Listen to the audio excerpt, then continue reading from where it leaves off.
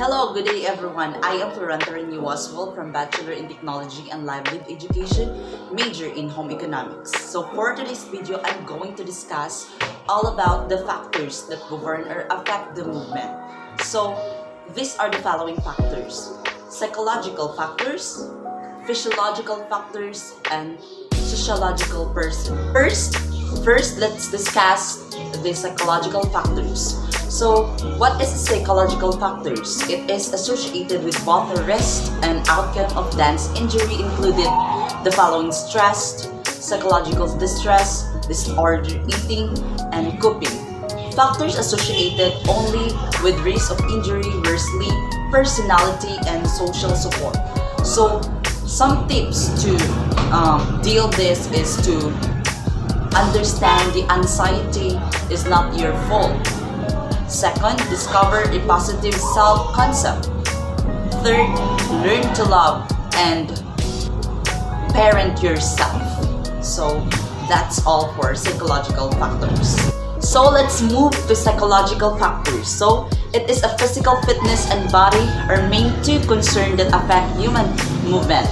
So poor muscle development and low fitness level will surely affect movement. Also, it includes how people feel, their physical health, and their levels of fatigue, and the time of learning, the quality of the food and drink they have consumed, their age, and etc. So think of some psychological factors that are important when you try to study or learn something new for yourself. So here are some tips to deal with these psychological factors and to help your movement.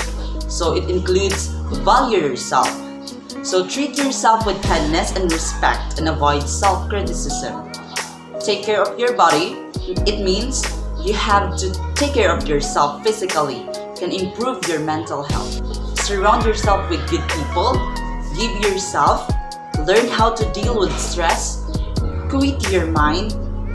Set realistic goals and break up the monotony. So you have to follow these tips or at some point so you can avoid the physiological factors, And last but not the least, sociological person refers to the relationship of the performance with particular group and his regard to social conformity and norms. So here are some tips to avoid this kind of factors. So avoid negative coping strategies. It means the negative emotional and mental states associated with social anxiety can lead to physiological symptoms that worsen a person's anxiety and lead to further isolation. So face your fears, don't hide from them. Another go-on for people who experience social anxiety is to avoid engaging in social situation by checking social media or doing other activities on their smartphones. So reframe your thoughts.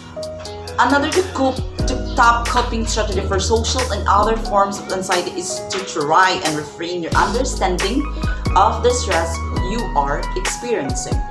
So do something nice for someone. Finally, a good way to take the edge of being in social situation is to try and distract you from all the worst and negative thoughts by doing something nice for someone else. So that's for a sociological person. So we're done discussing for the factors that govern or affect the movement. So the bottom line is you have to balance your body by doing physical activities. So furthermore, the movement is a fundamental aspect of life. Movement is more than just exercise and does not necessarily require effort.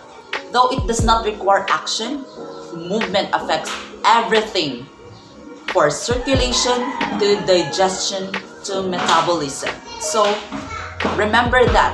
So if you are being critical and be knowledgeable of everything, then your movement will not be affected by those factors. So that's all for today. So I hope you learned something from my discussion. Again, I am Florante Asual from BPLN Home Economics. Thank you.